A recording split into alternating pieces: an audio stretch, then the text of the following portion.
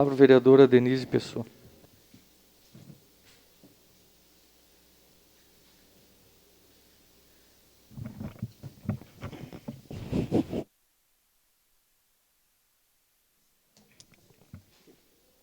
Bom dia a todos e todas.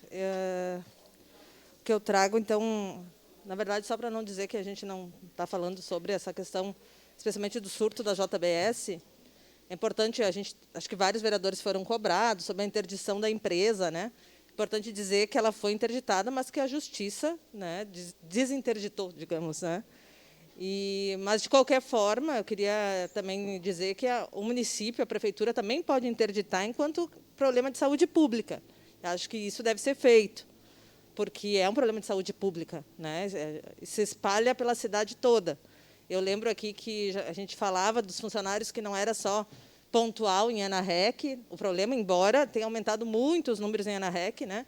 Mas que os funcionários estão na cidade toda. Eu me lembro que o vereador Xuxa também trazia essa informação. Então, é um problema de saúde pública e é necessário, sim, a interdição, né, dessa empresa, porque todo mundo ficou bem assustado com os dados, né, que foram trazidos, que mais de 400 casos numa empresa, né, apenas. E parece que ainda falta alguns serem testados. Então, talvez aumente. Ainda tem as famílias dessas pessoas que vão ser testadas. Então, isso ainda vai ficar muito grande, essa situação.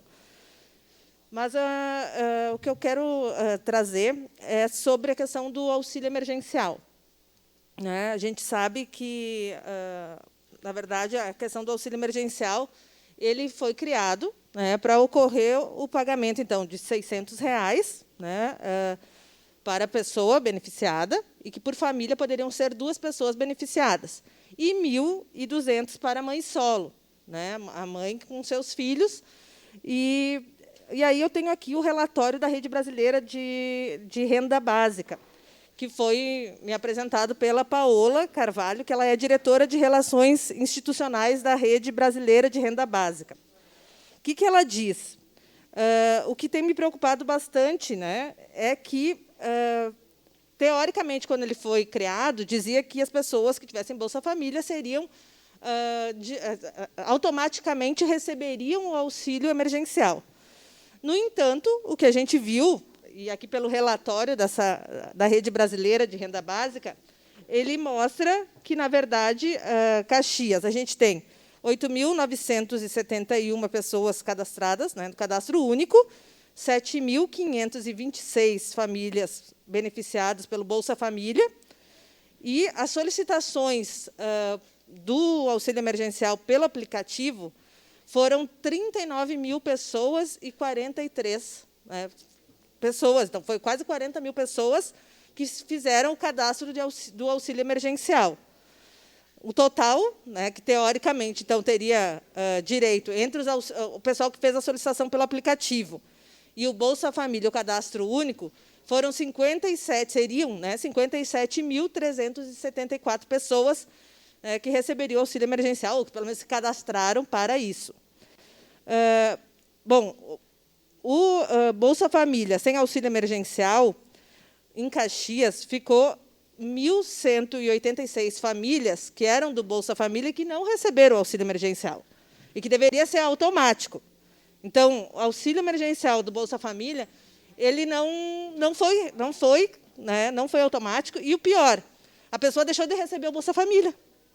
Então, tipo, ela seria apta para receber, então ela passou a não receber o Bolsa Família e nem receber o auxílio emergencial.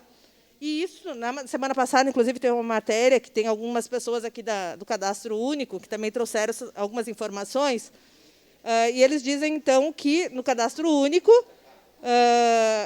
em maio, eles então teriam aqui 8.730 cadastrados, 7.113 receberam a segunda parcela, então 1.126 não receberam a segunda parcela, e aí foi identificado, foi colocado nesse cadastro de que essas pessoas seriam detentas, que não receberiam porque estavam detentas.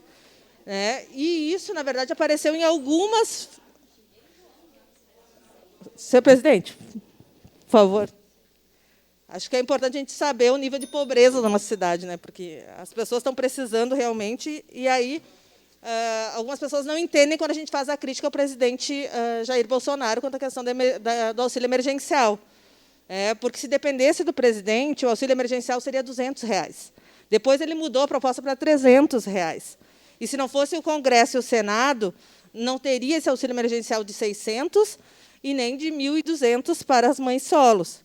Então, não foi o presidente que definiu esse valor. Inclusive, pela lei aprovada, ele pode ser estendido por mais 3 meses nos mesmos valores, mas o presidente não quer, inclusive não quer renovar esse auxílio emergencial nesse valor.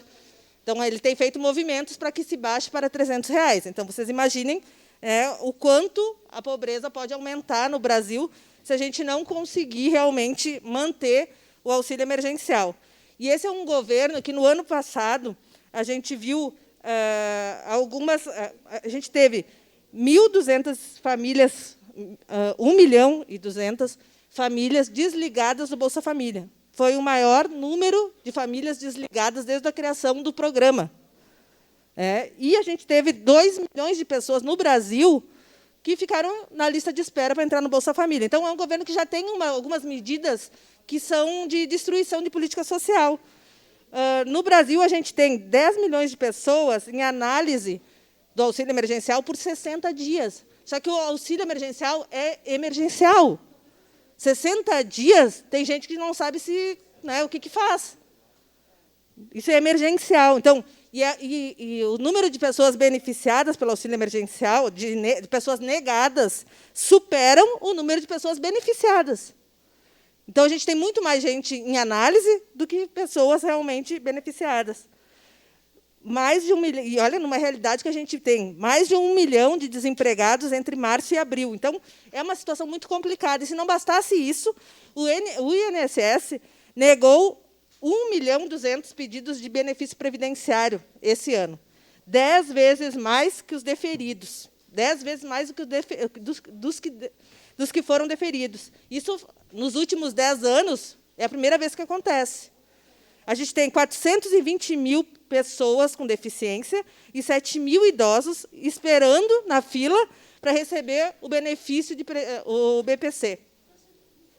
Então, isso tudo é uma política de fortalecimento da pobreza no Brasil. Então, quando a gente fala assim, as pessoas não têm condições de ficar em casa, realmente não tem. Porque, se estão esperando 60 dias a análise de benefício do auxílio emergencial, como é que vai ficar em casa? Como é que não vai trabalhar?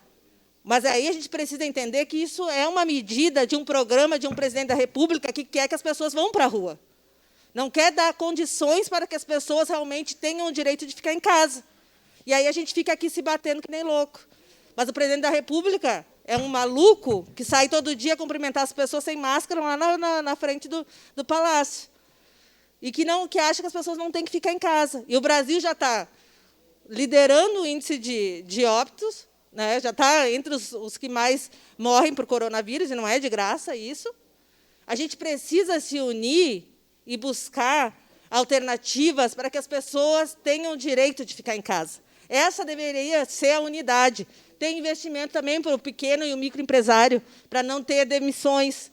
A gente precisa lutar para que as pessoas tenham condições de ficar em casa. Agora, do jeito que a gente está vendo, realmente fica bem preocupante. Então, a rede brasileira de renda básica, coordenada pela Paola Carvalho, que é aqui de Porto Alegre, ela tem feito várias mobilizações, junto com toda a rede a nível Brasil, para identificar os problemas de negativa do auxílio emergencial, inclusive ajuizando ações junto à Defensoria Pública da União do Rio Grande do Sul e vários outros nos estados, mas de fazer ações coletivas, porque, se cada pessoa que for negado o auxílio emergencial entrar com uma ação, isso vai ter uma sobrecarga impossível do judiciário resolver.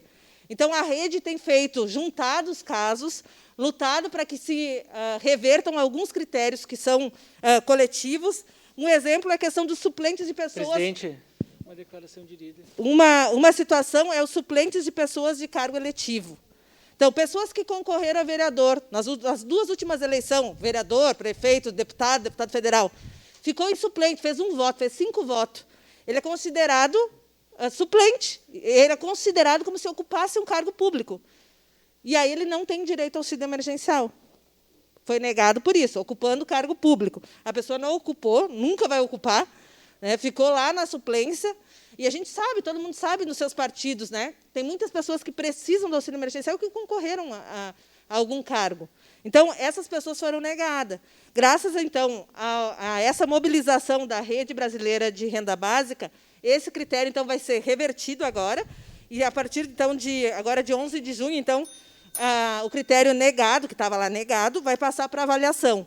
Outra situação é as pessoas identificadas como óbito. Tinha pessoas que estavam mortas, mas não estavam de fato, né? Vão morrer pela miséria, né?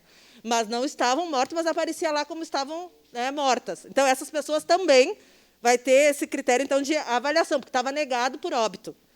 E a outra situação, então, também que se conseguiu avançar foram as pessoas com vínculo ativo em 2018 na RAIS. Bom, pessoas que trabalhavam em 2018 e ficaram desempregadas depois, tem muitas pessoas, né?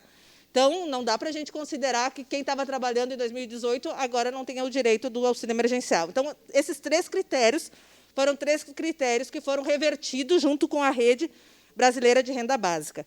Infelizmente, a gente sabe que as pessoas que mais precisam, e aqui, como eu disse, que seriam automáticas, que deveriam receber, não estão recebendo auxílio emergencial. E algumas pessoas questionam, mas fulano está recebendo, fulano não está recebendo. A gente sabe que até o CPF do dono da van lá foi, né, identificado como se estivesse recebendo auxílio emergencial.